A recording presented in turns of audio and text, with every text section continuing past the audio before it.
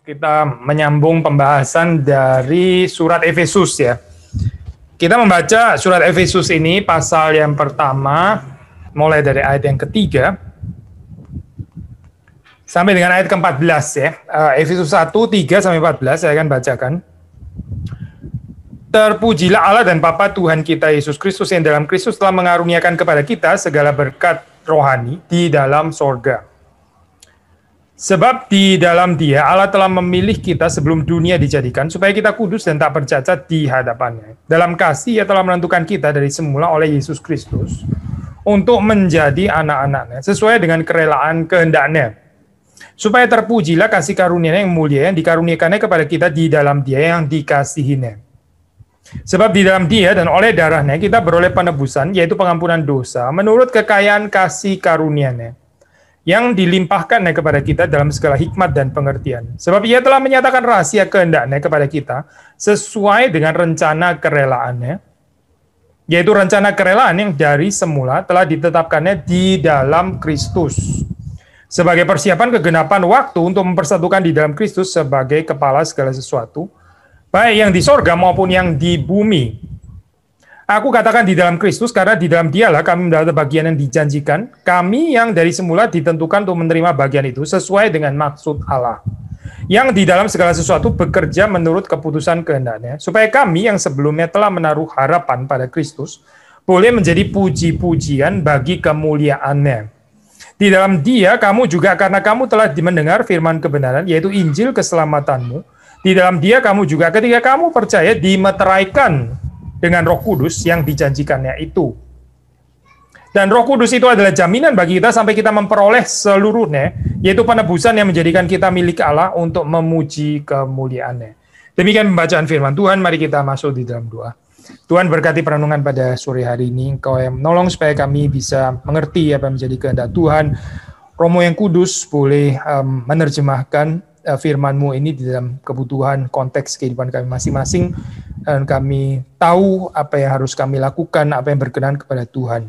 Kiranya Engkau menolong hamba-Mu di dalam segala kekurangan, keterbatasan untuk bisa menguraikan firman Tuhan, dan berkati juga setiap kami yang mendengarkan, supaya sungguh-sungguh berkat rohani yang dari Tuhan boleh dicurahkan di tengah-tengah kami. Demi Yesus Kristus kami berdoa. Amin.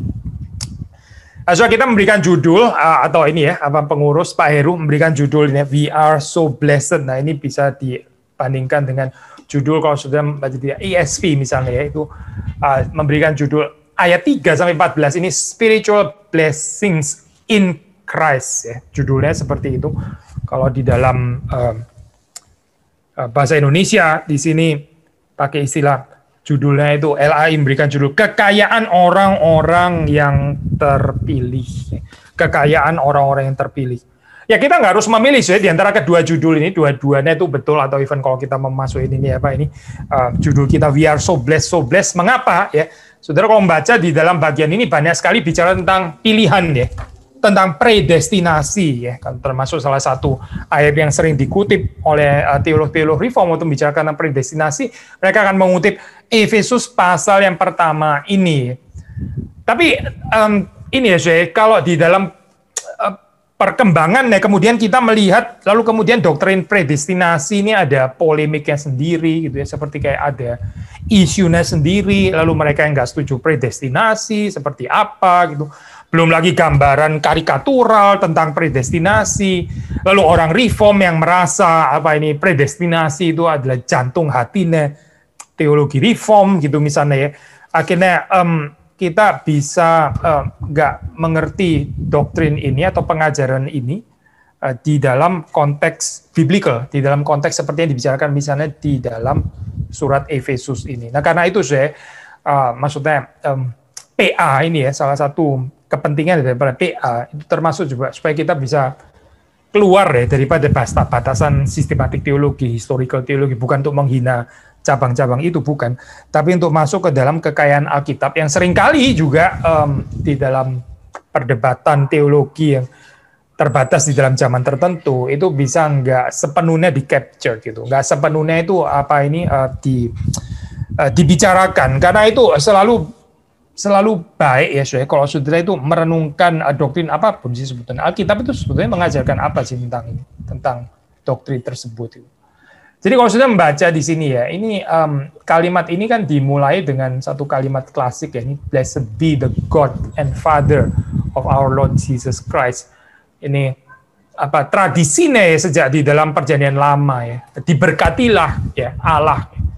Ini nggak harus apa ini ya, nggak harus membingungkan kita loh, bukannya Allah yang memberkati kita, kok kita memberkati Allah gitu ya. Kalau dalam bahasa Indonesia agak sedikit dimodify sehingga kita bisa lebih gampang ngerti. Terpujilah Allah gitu ya. Tapi sebetulnya terjemahannya lebih tepat itu diberkatilah ya. Blessed be the God. Terberkatilah atau diberkatilah Allah. Apa maksudnya ya? Allah kok diberkati gitu. Sekali lagi, bukannya dia sumber segala berkat. Masa kita memberkati Tuhan? Apa nggak sungkan gitu ya memberkati Tuhan? Bukannya Tuhan yang harusnya memberkati kita gitu. Nah, so kita mesti mengerti ini dalam konteks ini ya, kepercayaan orang Israel gitu. Waktu mereka mengatakan blessed be the God, ini maksudnya penjelasan negatif ya. Mereka bukan mengutuki Tuhan.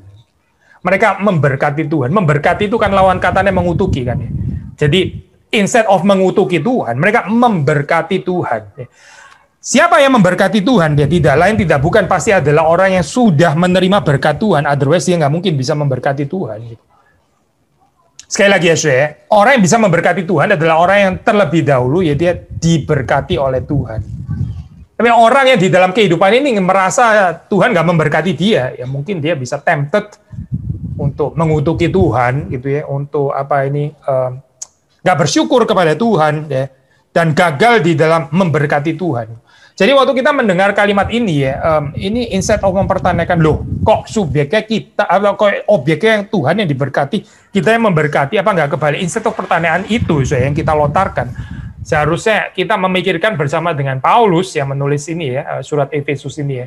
Mengapa ya? Mengapa dia memberkati Tuhan? Mengapa dia memuji Tuhan? Mengapa?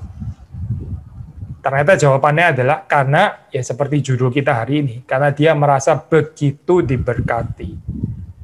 Because Paul was so blessed, ya, makanya dia itu bisa memuji Tuhan. Berkat apa, saya? Di sini dikatakan dia ini berkat rohani di dalam Kristus. Nah, saya ada yang nafsir bagian ini, berkat rohani, ya, spiritual blessing. Oh, itu maksudnya bukan material blessing. Ya mungkin ada benernya saya kalimat ini, sebetulnya kita nggak bisa exclude material blessing, seperti kayak seolah-olah yang materi itu selalu jahat ya. Pasti bukan itu pengertiannya. Tapi betul di dalam pengertian bahwa bukan semata-mata material blessing. Ya itu betul gitu. Tapi saudara jangan mengerti istilah spiritual blessing ini di dalam pengertian harus non-material. Yang material itu kita nggak percaya, itu rubbish, itu sampah, dan sebagainya. Kita bukan mengerti seperti itu ya, saudara. Karena Tuhan juga bisa memberkati kita juga termasuk dengan material blessing. Nggak ada yang salah dengan itu. Gitu. Asal itu nggak menjadi berhala di dalam kehidupan kita. Ya. Jadi istilah spiritual blessing ini seperti dikatakan dalam komentar, ya boleh saja ditafsir seperti itu ya, kayak dikontraskan dengan material blessing. Tapi sebenarnya tafsirnya lebih tepat adalah, ini disebut spiritual blessing, karena yang memberikan ini adalah the Spirit. Ini disebut berkat rohani karena yang mengaruniakan itu adalah Roh Kudus.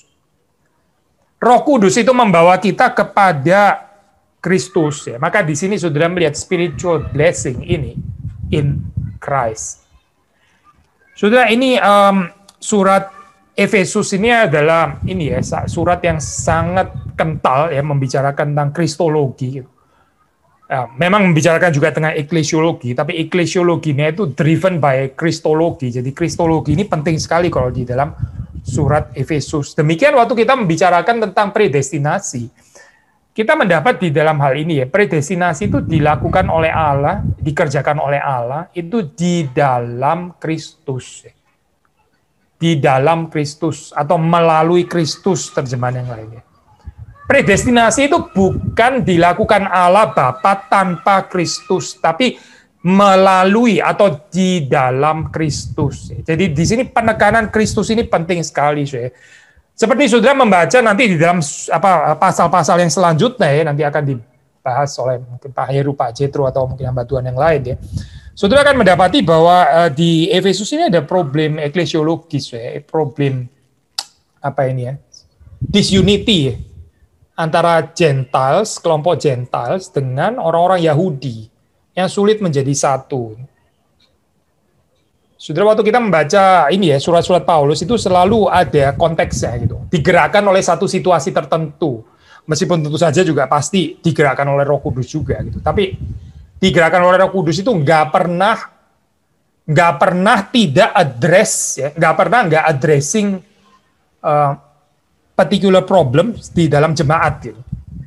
Kita melihat ada problem saya di dalam jemaat Efesus dan itu diaddress. Nah, seperti biasa ya, Paulus address bukan hanya secara pragmatis. Dia nggak memberikan solusi-solusi pragmatis gitu ya. Jadi solusi-solusi praktis. Jadi apa sih? Bagaimana sih ini? Ya kalau kamu ada disunity itu, yuk makan bareng, saling traktir gitu loh misalnya. Jangan makan sendiri gitu misalnya ya. Atau rangkullah gitu misalnya ya. Jabat tangan itu ya cium sedikit kayak tangannya atau apa. Itu solusi praktis namanya saya. Ya bukan nggak ada tempatnya sih untuk solusi praktis ya. Tapi kalau saudara membaca di dalam surat-surat Paulus itu dia membawa kepada solusi doktrinal. Jadi saudara mendapati di sini ya bahwa pengajaran Paulus tentang doktrin itu sama sekali bukan ngawang-ngawang. So pasti nggak ngawang-ngawang. So karena apa? Karena ini menjawab satu persoalan tertentu. Salah satu persoalan dalam Efesus ini yaitu adalah tentang apa sih? Tentang disunity ini ya. Jadi orang Israel yang merasa ini agak lain ya, orang Yahudi dibanding dengan Gentiles itu. Gentiles yang merasa mungkin second class jemaat atau bagaimana gitu ya. Terus kemudian Paulus address doktrin predestinasi. Doktrin predestinasi ini by the way ya, bukan sesuatu yang baru ya di dalam ini, bukan baru di dalam perjanjian baru, bukan gitu. Doktrin predestinasi ini kita bisa mendapatinya itu di dalam cerita panggilan Abraham yang dipilih ya, dipredestinasi ya, dipanggil keluar, dipilih dari sekian banyak orang untuk apa sih? Untuk menjadi berkat bagi bangsa-bangsa lain. Nah sekarang saudara bisa mulai melihat kan ya kaitannya kan ya dengan problem yang terjadi di Efesus. Mengapa Efesus mengangkat predestinasi? Mengapa Paulus mengangkat predestinasi? Untuk mengingatkan, ya, seperti cerita Abraham yang dipilih. Abraham itu dipilih bukan untuk merasa diri terpilih gitu misalnya, terus jadi arrogance, jadi sombong, jadi makhluk khusus gitu ya, very special. Yang lain nggak dipilih, saya dipilih itu bukan cuy. Kalau saudara membaca di dalam Genesis, penekanan di dalam predestinasi itulah Abraham dipilih untuk menjadi berkat bagi many nations. Maka, ini orang Yahudi, orang Israel, ini adalah bangsa pilihan. Ya betul. Mereka kan nenek moyangnya Abraham, ya Abraham, Ishak dan Yakub. Yang dipilih itu. Israel dipilih ya, seperti Abraham juga dipilih. Cerita hidupnya Abraham dan cerita narasinya Israel juga kan. Lalu kalau demikian Israel itu dipilih untuk apa? Dipilih seperti Abraham untuk menjadi berkat bagi banyak bangsa. Nggak boleh ada sifat eksklusif terhadap Gentiles. Itu bukan predestinasi. Itu bukan doktrin pilihan yang dimengerti di dalam ceritanya Abraham.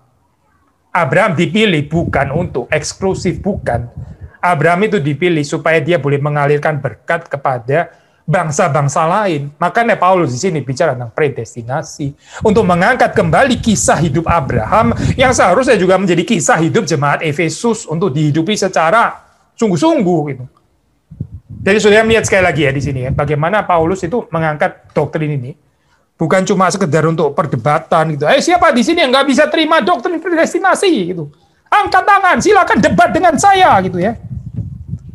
Bukan itu, saya bukan gitu. Ini diajak untuk berpikir sebetulnya cerita panggilan Abraham yang dipilih itu apa sih di dalam perjanjian lama. Lalu kaitannya dengan kehidupan jemaat Efesus ini bagaimana seharusnya? So, bagian ini bagian yang penting ya saya. Ini predestinasi kaitan dengan spirit yang embracing ya, spirit yang keluar, spirit yang memeluk yang lain. Kalau kita nggak punya spirit memeluk yang lain, kita nggak mengerti predestinasi. Nggak peduli saudara bukan Arminian atau apa, saudara hafal Canons of Dort lah, Tulip atau whatever lah dan sebagainya. Itu nggak terlalu penting, saya. Tapi mengerti kaitan predestinasi dengan spirit memeluk ya yang lain. dipanggil untuk menjadi berkat bagi banyak orang, ya, seperti cerita hidup Abraham. Ini absolutely important kalau untuk Paulus di dalam surat Efesus, ya. We are so blessed. Ya. Kita ini adalah orang yang sangat diberkati. Lalu apa, saudara?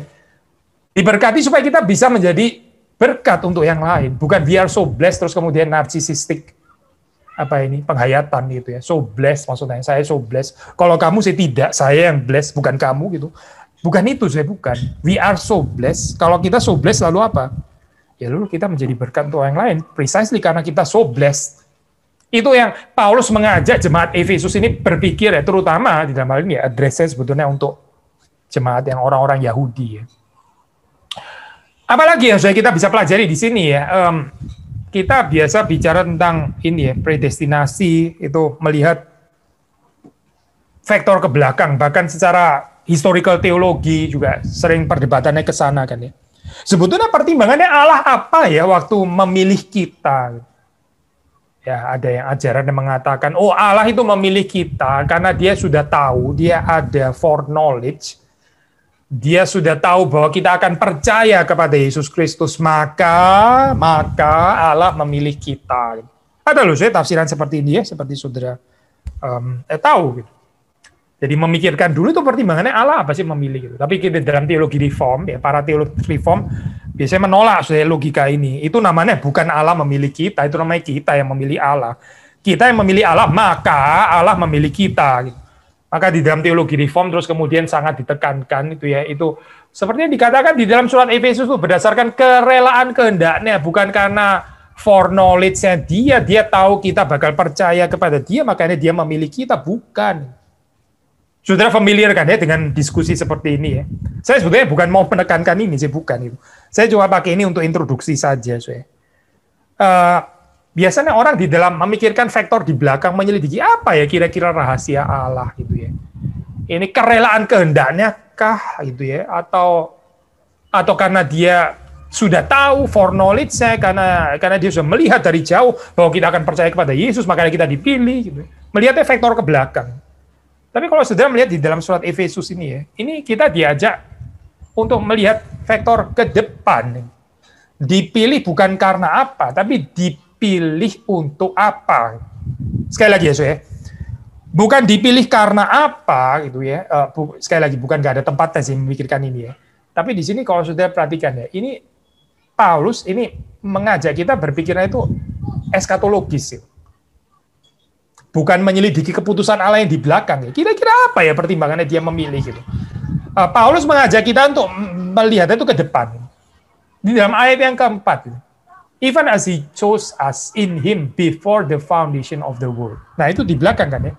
Before the foundation of the world. Tapi sudah, dia bicara begitu saja. Selesai. Nggak dijelasan. Loh jadi apa alasannya before the foundation of the world? Sudah mengajak orang berpikir ke belakang, terus nggak ada penjelasannya. Paulus kemudian mengatakan that we should be holy and blameless. Saya baca di dalam bahasa Indonesia ya, coy. Di dalam bahasa Inggris kan pakai istilah that gitu ya. That kalau di dalam bahasa Indonesia ya, supaya kita kudus dan tak bercacat di hadapannya. Kita bisa buang-buang energi saya kalau terus mempersoalkan ini ya tentang doktrin pilihan di belakang, memperdebatkan sebetulnya apa. Tapi terus kemudian kita at the expense of membicarakan eschatological direction-nya itu jadi nggak ada tempat itu. Jadi nggak balance ya. Sekali lagi, saya bukan mengatakan di belakang nggak ada tempatnya. Ada memang tempatnya. Tapi kita memperdebatkan demikian rupa faktor di belakang ya. Sampai terus kemudian kita lupa sebetulnya dipilih untuk apa sih. Sama waktu kita bicara tentang freedom ya, kita bisa bicara freedom from apa gitu ya. Tapi kita juga bisa bicara freedom for ya, lalu dibebaskan untuk apa. Saudara dan saya dipilih itu bukan cuma karena apa ya di belakang sana. Paulus bilang before the foundation of the world. Sudah, dia nggak bicara apa-apa lagi di sini, at least dalam ayat ini. Lalu kemudian dia sambung adalah that we should be holy and blameless. That we should be holy and blameless. Saudara dan saya itu diberkati, ya kita ini adalah orang-orang yang dipilih, supaya kita kudus dan tidak bercacat. Balik lagi ya, saya. Israel kan juga dipilih untuk itu kan. Ya. Israel itu dipilih ya, dipilih bukan untuk, saudara by the way pernah baca nggak sih di dalam ini ya, Old Testament, orang Israel memperdebatkan sebetulnya alasan Allah itu memilih karena apa ya? Karena alasannya ada di dalam dirinya sendiri gitu, atau karena Allah itu tahu bahwa Israel akan memilih Allah, makanya Allah memilih Israel. Saudara baca di Old Testament, nggak ada, perbicaraan itu nggak ada. Makanya ya, waktu kita bicara tentang doktrin predestinasi, kadang-kadang bisa sangat keluar ya daripada konteks Alkitab gitu, sangat asing daripada apa yang diajarkan di dalam Alkitab. Nggak ada sih di dalam Alkitab ya, Israel mempersoalkan itu. Sebetulnya gitu ya, Allah itu memilih karena apa sebetulnya alasannya. Terus kemudian misalnya berdebat dengan bangsa Assyria gitu misalnya, atau berdebat dengan bangsa Babilonia, gitu. Lalu bangsa Babilonia nggak terima gitu misalnya, tentang asal alasan prediksi, kan nggak ada sih, itu nggak ada sama sekali dalam perjanjian lama, nggak ada. Tapi yang ada apa sih? Yang ada yaitu ini persis seperti yang dikatakan oleh Paulus. Israel itu dipilih supaya dia menjadi bangsa yang kudus. Ini sangat ada, cerita ini sangat present di dalam teologi predestinasi perjanjian lama. Israel dipilih untuk apa? Israel dipilih ya, dipisahkan daripada bangsa-bangsa lain supaya dia menjadi bangsa yang kudus, bangsa kepunyaan Allah, umat perjanjian. Itu ada, itu banyak sekali cerita seperti ini.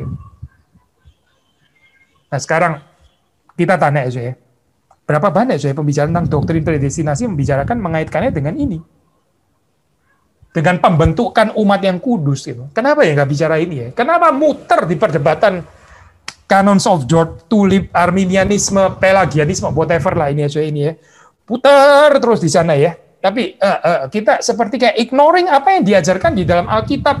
Kita nggak tertarik dengan hal-hal seperti ini, padahal ini diulang-ulang di dalam biblical teologi sejak dari perjanjian lama.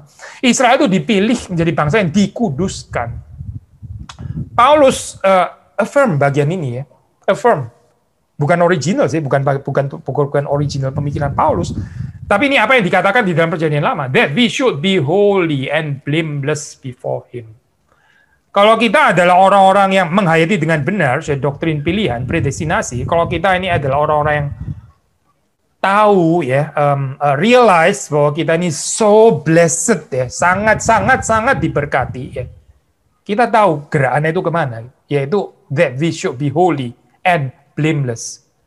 Kita tuh seharusnya menjadi umat yang berbeda, berbeda karena dipisahkan. Berbeda apa? Bukan karena so eksentrik, bukan berbeda karena kita memiliki narasi yang berbeda. Kita hidup di dalam dunia ini bukan untuk narasi-narasi yang disediakan di dalam dunia ini. Kesuksesan, uang, triumfalisme, dan sebagainya, cerita orang-orang berhasil, highly successful people, dan sebagainya. Itu bukan cerita, itu bukan holy, bukan. Itu sama saja seperti yang lain. Itu bukan cerita hidup orang Kristen. Tapi cerita hidup orang Kristen itu seperti ceritanya Abraham. Abraham itu dipanggil, ya justru, bukan untuk menjadi kaya, dia sudah kaya anyway. Bukan dipanggil untuk kaya atau lebih kaya lagi, bukan. Dia dipanggil untuk bisa menjadi berkat bagi bangsa-bangsa lain. Saudara dan saya dipanggil supaya kita menjalani narasi yang berbeda ini menjadi berkat bagi orang-orang yang lain, orang-orang yang di luar. Bukan menjadi orang-orang yang dipenuhi dengan kekhawatiran dengan urusan pergumulan kita sendiri, kesehatan kita, kestabilan pekerjaan kita, keluarga kita, dan sebagainya. Bukan itu, itu bukan holy. Karena itu nggak ada bedanya dengan yang dikejar oleh bangsa-bangsa yang tidak mengenal Allah. Saudara dan saya dipilih untuk menjadi holy. Holy artinya apa? Berarti kita punya narasi kehidupan yang lain yang kita terima dari Alkitab. We should be holy and blameless before him. In love, he predestined us for adoption to himself as sons through Jesus Christ, according to the purpose of his will. In love, ini ya. Kadang-kadang again ini mungkin sedikit berpolemik in a proportional way dengan let's say tradisi kita sendiri ya.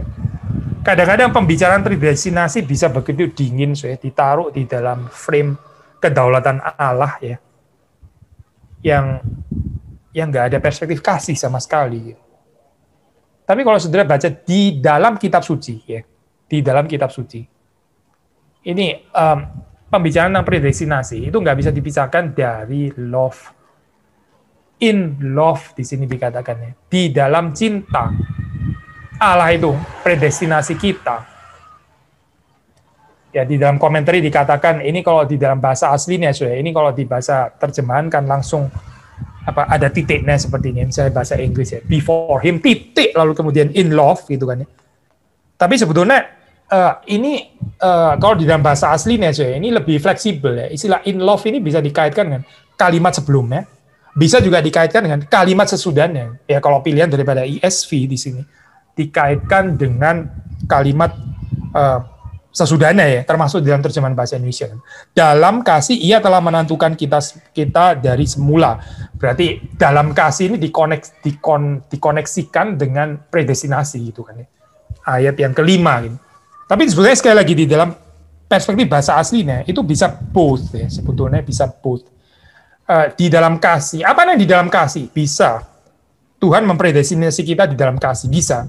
Tapi juga bisa ini yang sebelumnya ya, that we should be holy and blameless before him in love. Ya.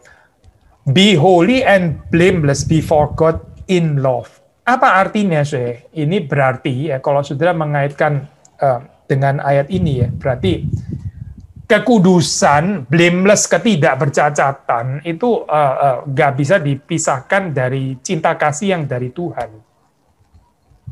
Agape ini ya, ini melimpahnya cinta ini di dalam kehidupan kita. Nah inilah yang akhirnya memberikan kepada kita kekuatan ya.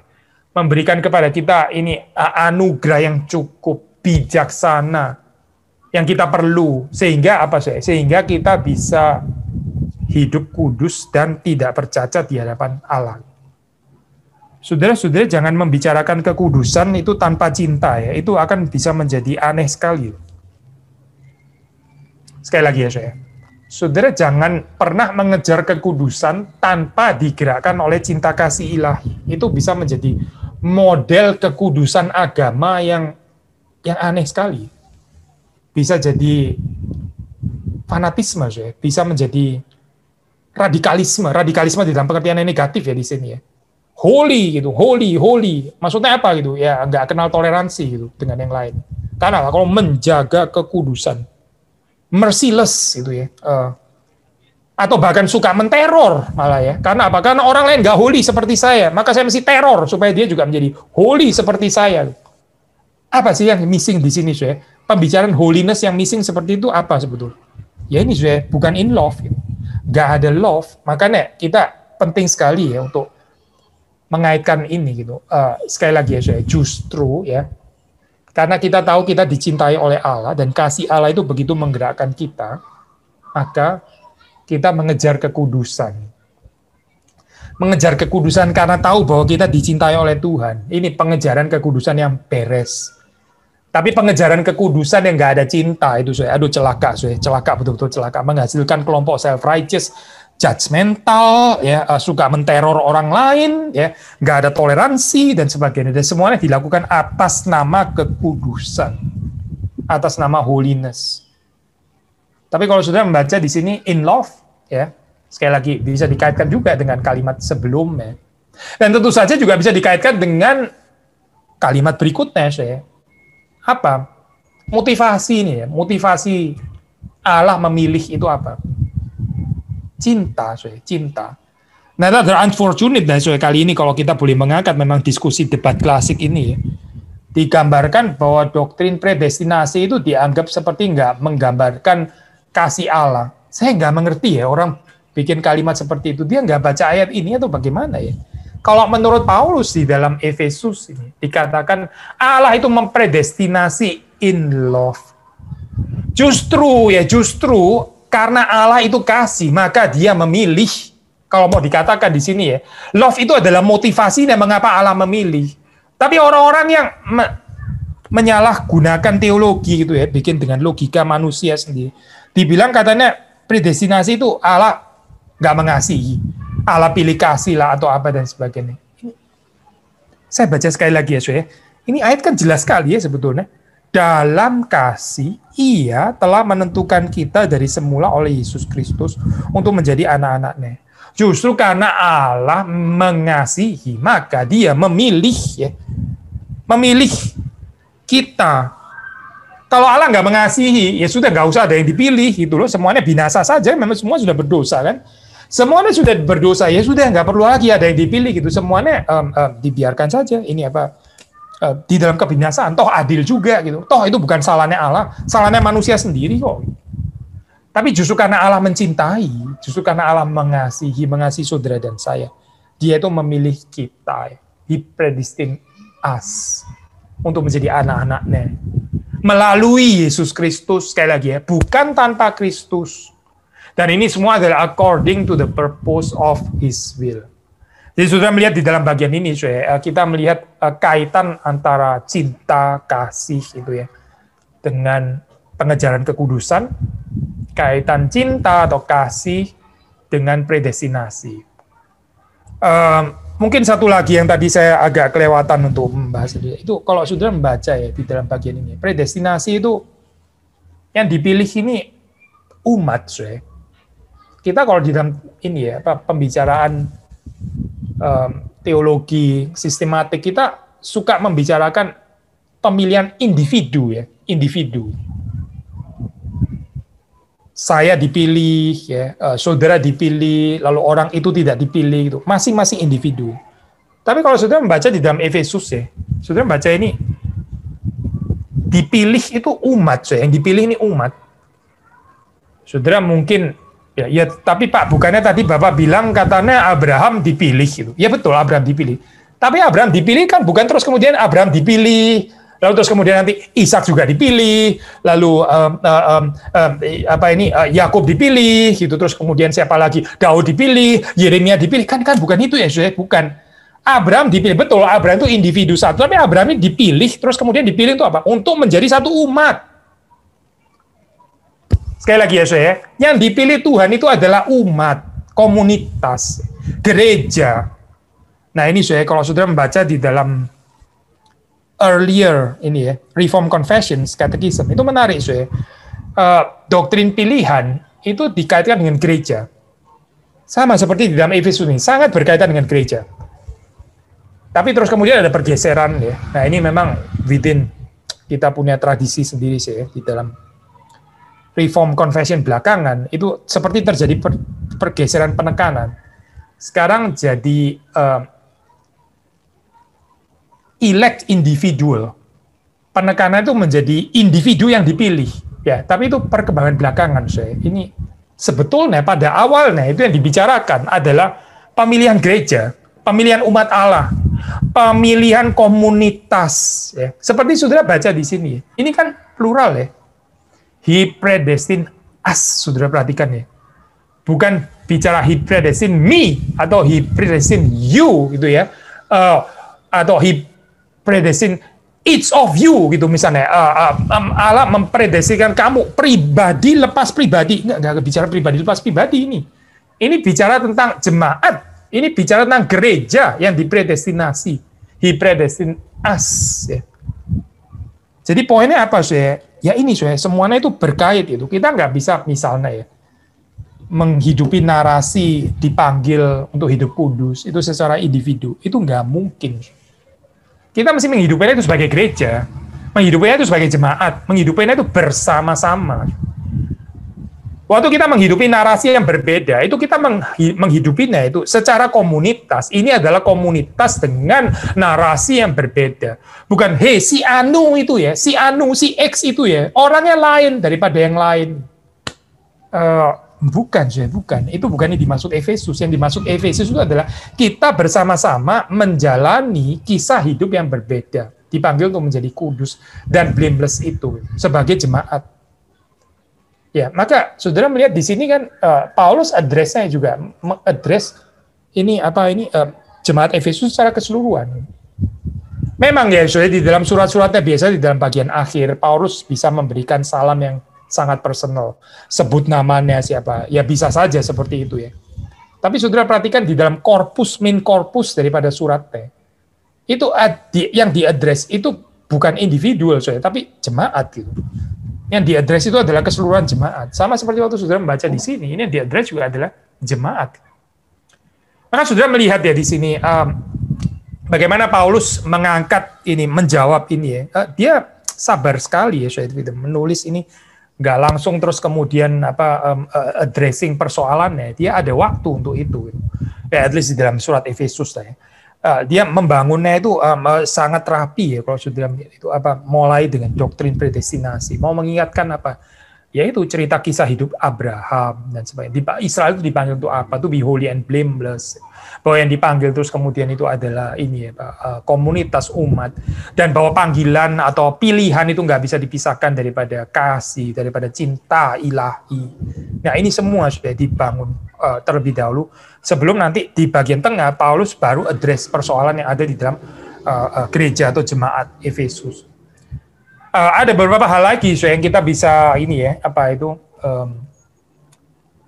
kita highlights ya. Ini sebetulnya ayat-ayat ini cukup padat ya, seperti saudara pernah mendengar mungkin dari Pak Tong ya. Lloyd Jones itu mengkhotbahkan Efesus 1 ini berkali-kali panjang sekali ya, dia sangat elaborate pembahasannya gitu. Hanya untuk Efesus 1 gitu. Tetapi kita akan menyelesaikan ini hanya di dalam satu kali pertemuan saja, jadi kita terpaksa harus highlight beberapa poin saja gitu. Masih banyak yang bisa digali sebetulnya. Tapi yang menarik, at least secara ini ya, perhatian saya secara pribadi di sini, sudah membaca di situ dalam ayat ke-6 ya, to the praise of His glorious grace, with which He has blessed us in the beloved, which He has blessed us in the beloved. Saya baca di dalam variasi bahasa Indonesia ya, supaya terpujilah kasih karunia yang mulia yang dikaruniakannya kepada kita di dalam Dia yang dikasihinya ya. Di dalam Dia yaitu Kristus ya, Sang Anak yang dikasihinya, the beloved. Bukan kebetulan karena di sini kan dikatakan kita dipilih ya. Kita dipilih for adoption. For adoption itu berarti untuk diangkat menjadi anak kan ya. Sang anak sendiri itu adalah Christ, the beloved. Ya, the beloved Son of God, yaitu Yesus Kristus ya. Yang Bapa mengatakan, inilah anakku yang kukasihi, kepadanya lah aku berkenan. Jadi sudah melihat di sini ya, senternya itu Kristus itu.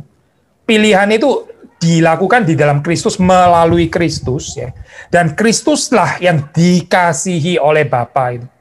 Waktu kita dipilih di dalam Kristus itu berarti kita dijadikan seperti Kristus. Kita diangkat menjadi anak-anak Allah. Yesus itu adalah Sang Anak Allah. Waktu kita dipredestinasi, kita diadopsi menjadi anak-anak Allah. Nah, anak-anak Allah itu juga dikasihi. Tapi dasarnya apa kita dikasihi? Dasar kasih Allah itu kita melihat ini adalah Kristus ya. Allah itu mengasihi kita di dalam Kristus. Nah, saudara bisa melihat di sini ya, how Christocentris ya, ini penekanan di sini ya. Predestinasi itu adalah predestinasi di dalam Kristus. Saudara nggak bisa membicarakan predestinasi itu tanpa Kristus. Itu bisa ngawur luar biasa Bisa sangat-sangat ngawur ya. Calvin sudah mengingatkan. Ini bisa menjadi terrible decree ya. Calvin menyebutnya ini terrible decree gitu. Ya. Ini bisa menjadi doktrin yang menakutkan ya. Sudah diperingatkan oleh Calvin, tapi dia mengatakan kita tetap harus membicarakannya karena Alkitab mengajarkan ini. Tapi kita sebagai orang reform jangan bikin lebih terrible lagi ya dengan tidak membicarakan Kristus waktu kita membicarakan predestinasi. Waktu membicarakan predestinasi nggak bicara kasih Allah. Nggak bicara Kristus yang dikasihi. Ini bikin lebih terrible lagi akhirnya saya. Akhirnya kita keluar daripada konteks Alkitab ya. Jadi sudah melihat di sini ya, Allah itu memilih kita di dalam Kristus, dan yang dikasihi itu sebetulnya pada mulanya yaitu adalah Sang Anak ini. Kalaupun kita dikasih, dan betul memang Allah sungguh-sungguh mengasihi kita karena kita diadopted, karena kita diadopsi sebagai anak-anak Allah, sehingga kita ini di dalam Kristus. Dan yang di dalam Kristus ya pasti dikasih juga. Karena Kristus itu adalah yang dikasihi. Maka yang di dalam Kristus juga dikasihi. Kenapa? Karena di dalam Kristus. Ya. In the beloved. Ya. Gak cukup dengan itu, ayat ke-7 ditekankan lagi. In Him. Ya. Siapa ini Him? Ya in the beloved itu tadi. Kristus, Kristus. In Him we have redemption through His blood, the forgiveness of our trespasses, according to the riches of His grace. Kita ini diampuni dosa-dosa kita. Kita mendapatkan penebusan kita, ya. Kita yang tadinya itu tidak dimiliki oleh Allah, sekarang kita jadi ditebus, kita jadi sepenuhnya menjadi milik Allah, dan ini adalah satu berkat yang besar. Orang yang dimiliki Allah itu berkat besar luar biasa.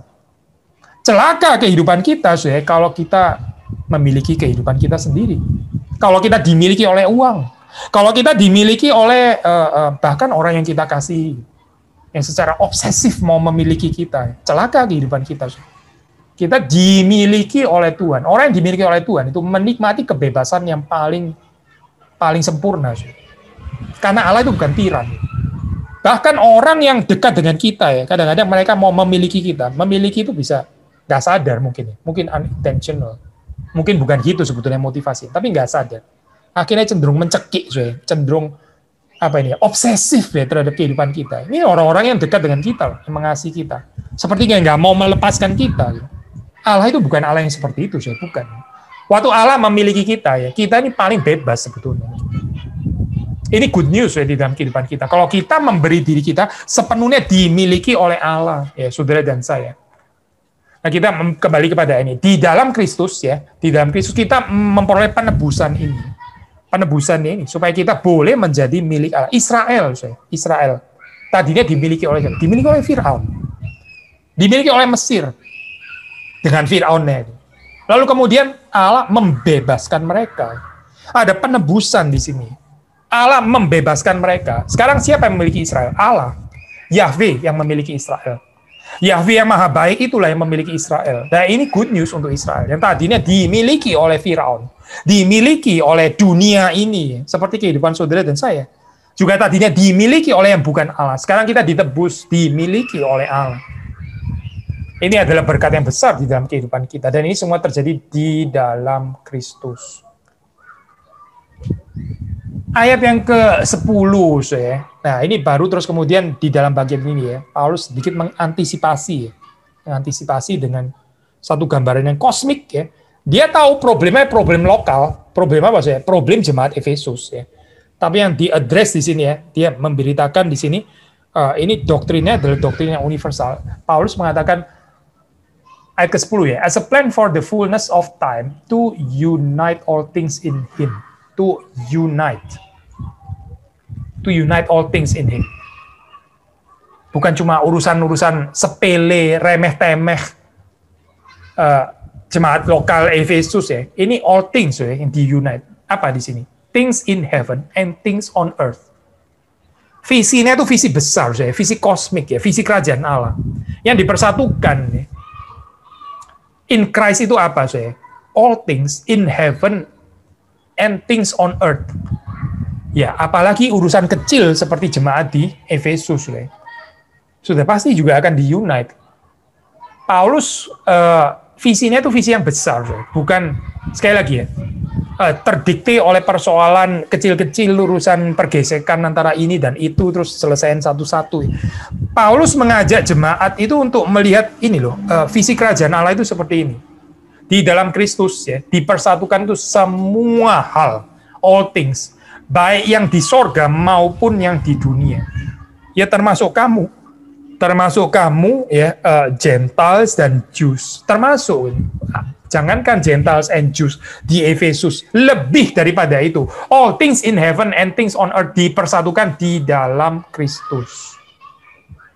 Mengajak, ya, jemaat ini untuk melihat visi yang besar ini, sehingga mereka bisa melihat Kristus juga bukan sebagai hanya Kristus pribadi, juru selamat pribadi, penolong pribadi, ya, ya semuanya serba pribadi gitu, ya. Tapi ini bicara tentang Kristus kosmik di sini. Gambaran Kristus yang besar sebetulnya. Kristus yang bukan dikurung, ya, dipenjarakan oleh kebutuhan saudara dan saya yang remeh-temeh ini. Urusan kecil-kecil, urusan kehidupan kita. Lalu Kristus hanya menjadi sekecil itu. Kristus jauh lebih besar daripada itu. Kristus itu akan mempersatukan, di dalam Dia akan dipersatukan things in heaven and things on earth. Dan Paulus mengajak jemaat untuk melihat berkat yang besar seperti ini, saudara. Saudara berbagian di dalam cerita rekonsiliasi kosmik ini. Bukan cuma rekonsiliasi saudara dan satu orang lagi yang saudara kurang senang gitu misalnya. Itu terlalu kecil gitu. Kristus untuk itu terlalu kecil. Ini bicara tentang rekonsiliasi kosmik, saudara. Bicara tentang perdamaian, ya, things in heaven and on earth yang memang belum. Ya. Tapi ini sudah terjadi sebetulnya di dalam heavenly realm. Sudah diberikan cicipannya. Nah, maka terakhir saya untuk menghemat waktu karena waktu kita juga terbatas ya. Kita nanti saudara masih ada ini apa mungkin mau tambahkan pertanyaan, komentar atau apa ya. Maka terakhir sudah di sini digambarkan tadi kita bilang spiritual blessing. Itu adalah blessing yang dari Roh Kudus ya, maka disebut spiritual karena from the Holy Spirit. Nah, maka di sini digambarkan ini Roh Kudus itu adalah jaminan, ya. Dia adalah meterai. Tadi saya mengatakan ini sebenarnya sudah terjadi in heavenly realms, ini sudah terjadi. Tapi diberikan kepada kita itu sebagai cicipan. Karena ya kita masih berada di dalam dunia ini. Tapi garantinya itu sudah jelas. Ya. Saudara membaca di dalam ayat yang ke-13-14 ya. We're sealed with the promise Holy Spirit. Sealed with the Holy Spirit as promised. Dimeteraikan oleh atau dengan Roh Kudus yang dijanjikan itu. Ada forescot di sini ya, saudara. Ada down payment.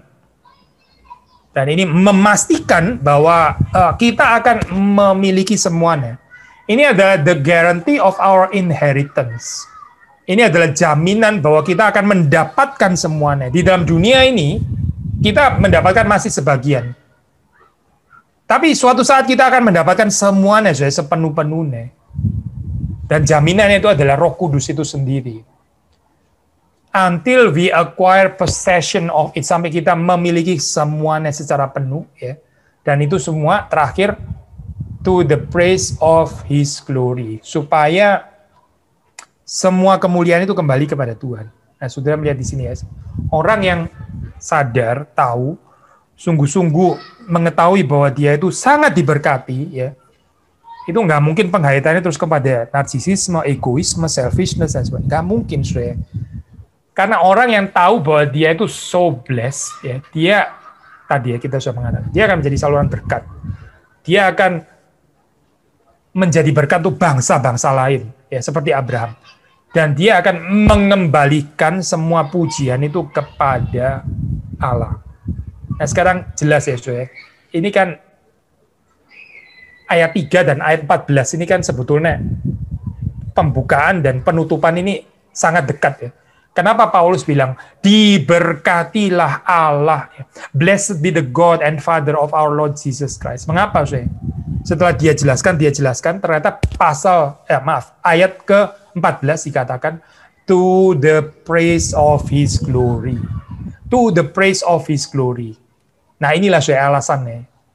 Kenapa? Ya karena semua ini ya berkat yang begitu besar, ini membawa kita untuk memberkati Allah, untuk memuji Allah, untuk mengembalikan ya semua kemuliaan itu bagi Allah. Nah, di dalam ayat-ayat yang cukup pendek ini ya, sebenarnya ini kita bisa melihat inilah, saudara, to certain extent kita bilang ini summary of Christian life sebetulnya. Kalau saudara mau membaca ini baik-baik ya. Ayat 3, 4, 5, 6, 7 sampai dengan ayat 14. Apa sih kehidupan Kristen? Ya ini, saudara, kehidupan Kristen itu adalah ini sebetulnya. Seperti yang digambarkan Paulus di dalam perikop yang cukup pendek ini, ya, ayat 3 sampai dengan ayat ke-14. Kita harap, saudara, kehidupan kita, ya, kehidupan saudara dan saya boleh terus bertumbuh di dalam pengenalan akan Kristus. Ya. Pengenalan juga akan berapa dalam begitu besarnya berkat yang sudah disediakan Tuhan itu di dalam Kristus dan hanya di dalam Kristus. Supaya kita jangan menjadi orang yang pakaian compang-camping secara rohani. Hidup seperti kayak orang yang miserable, ya, seperti kayak orang yang miskin, yang nggak tahu berkat yang disediakan Tuhan di dalam kehidupan kita, yang bergumul dalam hal remeh-temeh, tapi nggak melihat visi kerajaan Allah, ya. Nggak melihat Kristus yang kosmik, tapi melihat Kristus yang kecil, yang sesuai dengan pergumulan saya pribadi, itu misalnya, ya. Itu bukan Kristus yang dalam Alkitab, saya bukan. Itu Kristus yang kecil sekali. Gitu. Jangan-jangan itu bukan Kristus. Gitu. Proyeksi kita sendiri tentang pergumulan kita. Ya. Tapi mari kita kembali kepada Kristus yang diajarkan oleh Paulus di sini dengan ya ayat-ayat yang tadi kita sudah baca. Dalam Efesus 1 ayat 4 yang berbunyi, sebab di dalam Dia Allah telah memilih kita sebelum dunia dijadikan supaya kita kudus dan tak bercacat di hadapannya. Tadi disebutkan bahwa predestinasi bukan hanya vektor ke belakang, tetapi juga terkait vektor ke depan. Yang ingin saya tanyakan, bolehkah kita mengucap syukur dan mengimani bahwa Tuhan telah memilih kita, atau sikap kita sebaliknya, dengan merendahkan hati dan memohon agar mendapat kasih Tuhan sehingga kita dipilih dalam Kristus? Oke, ya pertanyaannya bagus ya. Ini gini, termasuk bahkan ini ya, Calvin itu mengingatkan kita, waktu kita mulai, saya jawab statement yang kedua terlebih dahulu ya, kita bisa saja waktu predestinasi itu bukan memberikan kepada kita assurance, tapi membuat kita malah bertanya-tanya, saya ini sebetulnya dipilih atau tidak ya. Nah, Calvin mengingatkan kita ya, itu pandanglah pada Kristus itu. Kalau kita ragu-ragu ya, kita dipilih atau enggak ya, sebetulnya dipilih atau enggak ya, terus saya mesti berdoa, Tuhan tolong dong jadikan saya orang pilihan, misalnya gitu kan ya. Ya, lihatlah pada Kristus itu. Lihatlah pada Injil ya. Kristus yang mati di atas kayu salib itu, mati untukmu ya. Percayailah itu, terimalah itu. Balik lagi kepada Injil, ya. Balik lagi kepada Kristus. Dan ini sangat in full agreement dengan apa yang dikatakan Paulus di dalam surat Efesus. Karena predestinasi ini, kalau sudah membaca di dalam Efesus itu in Christ, itu di dalam Kristus. Makanya tadi kita mengatakan ada bahaya, kita merenungkan predestinasi itu tanpa Kristus. Apa sih itu merenungkan predestinasi tanpa Kristus? Ya ini salah satunya adalah dengan mempertanyakan, saya ini sebenarnya dipilih atau nggak dipilih ya? Jangan-jangan saya nggak dipilih gitu. Saudara, kalau kita percaya kepada Kristus ya, Kristus itu kan mati bagi kita. Ya berarti kita punya keyakinan bahwa kita dipilih di dalam Kristus. Karena kita percaya kepada Kristus.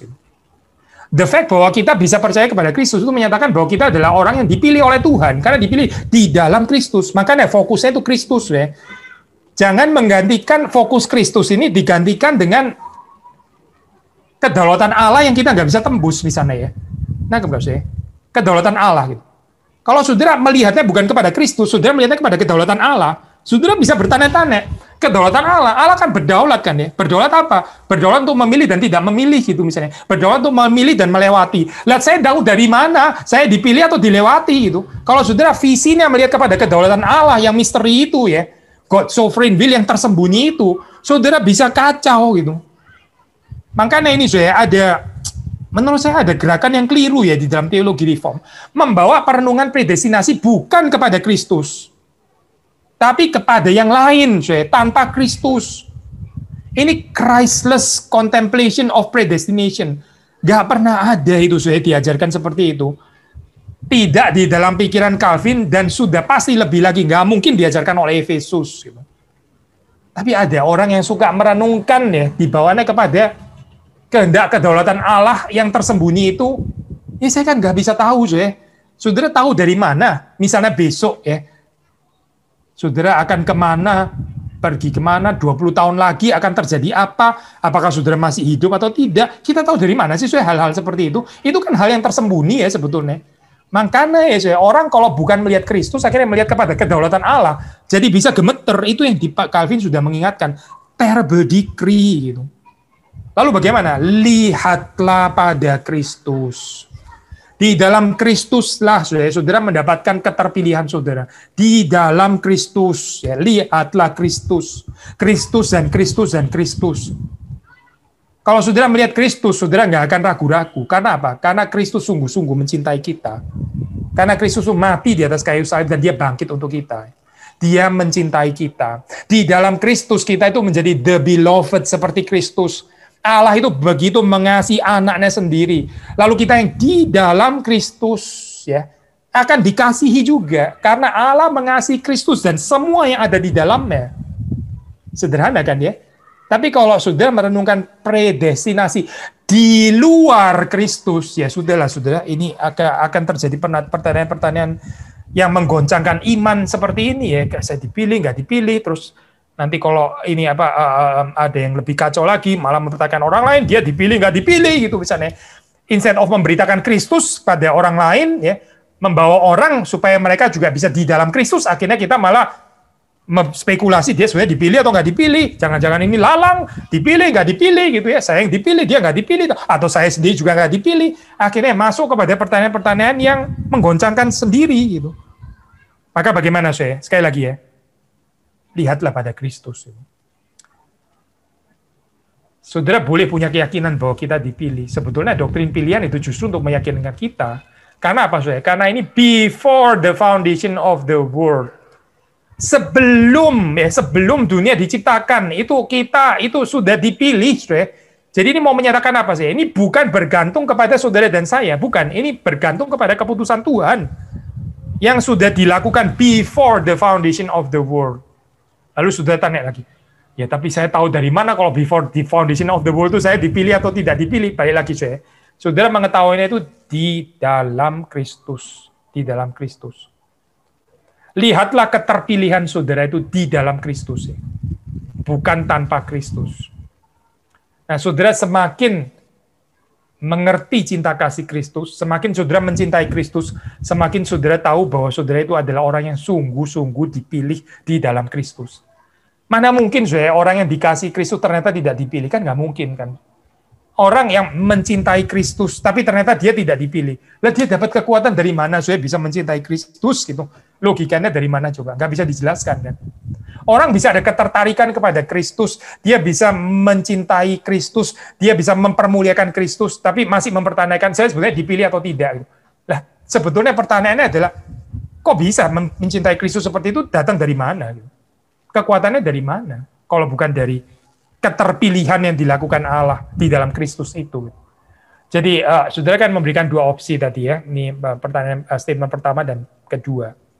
Yang lebih tepat adalah statement pertama, yaitu saya seharusnya punya keyakinan. Ini bukan self confidence by the way, bukan arogansi pribadi yang bukan itu saya bukan. Tapi keyakinan di dalam Kristus bahwa saudara adalah orang yang dipilih oleh Tuhan. Ada tanda-tanda orang pilihan. Ya, kita bisa nggak saya itu mengatakan blessed be God our Father, the Father of our Lord Jesus Christ. Saudara bisa nggak mengatakan kalimat itu? Kalau saudara bisa mengatakan kalimat itu, ya bersama dengan Paulus, kita adalah orang-orang yang dipilih Tuhan.